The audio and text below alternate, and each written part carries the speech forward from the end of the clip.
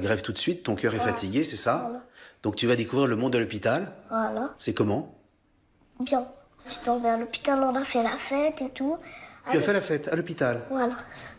Après, en fait, je dormais. Il faut dire que tu étais très fatigué. Voilà, j'étais très fatiguée. Tu avais une petite sonde dans le nez. Voilà. Qui servait à quoi? Il servait à manger. Ça servait à manger. Ça part par jusqu'à l'estomac et ça me nourrissait. Et qui te mettait la sonde? Au premier jour, c'était les infirmières. Et comme je suis venue, c'est maman maintenant. Ça fait mal? Non. Ça chatouille un peu, mais ça va. Et alors que tu étais déjà très malade, tu as fait aussi très vite un AVC à l'hôpital. Oui. En fait, au début, j'étais en chaise roulante. Je pouvais même pas marcher et tout. Et ça va bien. Mais juste, j'arrive pas à écrire avec cette main. J'écris avec cette main. Tu écris avec la main gauche? Voilà. Et quand on a son cœur à droite, lorsqu'on fait un AVC, lorsqu'on a un problème de rein, lorsqu'on a un petit problème de cœur, lorsqu'on est myope, des fois tu te dis pas c'est un peu beaucoup pour un seul petit garçon? Non, il y en a plusieurs, il n'y a pas que moi. Jamais tu t'es plaint. Non, dans la vie, il faut jamais se plaindre. Et est-ce que tu as eu peur de pas guérir? Non. Je croyais en Dieu et voilà. Et tu demandes quoi à Dieu? Je lui demande d'être un enfant normal, de boire de l'eau, d'aller faire mes besoins et de guérir et quelqu'un me donne un rein. Et que quelqu'un te donne un... Voilà. Et je serai guérie et voilà, je suis là. Raconte-moi un peu cette vie à l'hôpital d'enfant malade. Il y avait plusieurs cas de malades.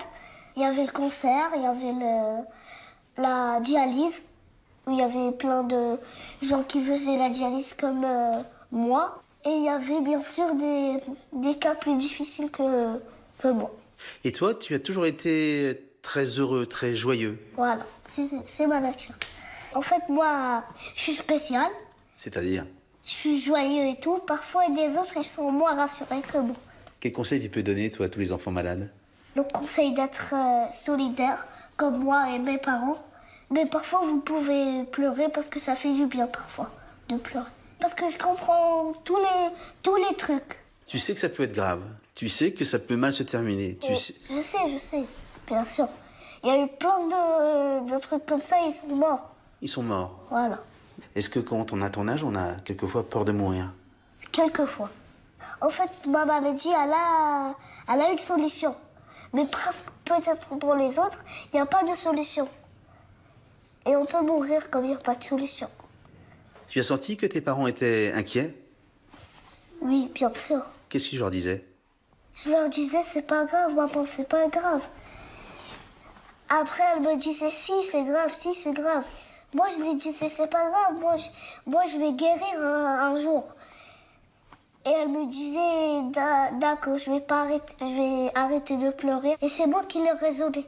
C'est toi qui les raisonnais. Voilà, Normalement, c'est les parents qui raisonnent les enfants. voilà. Moi, c'est l'inverse.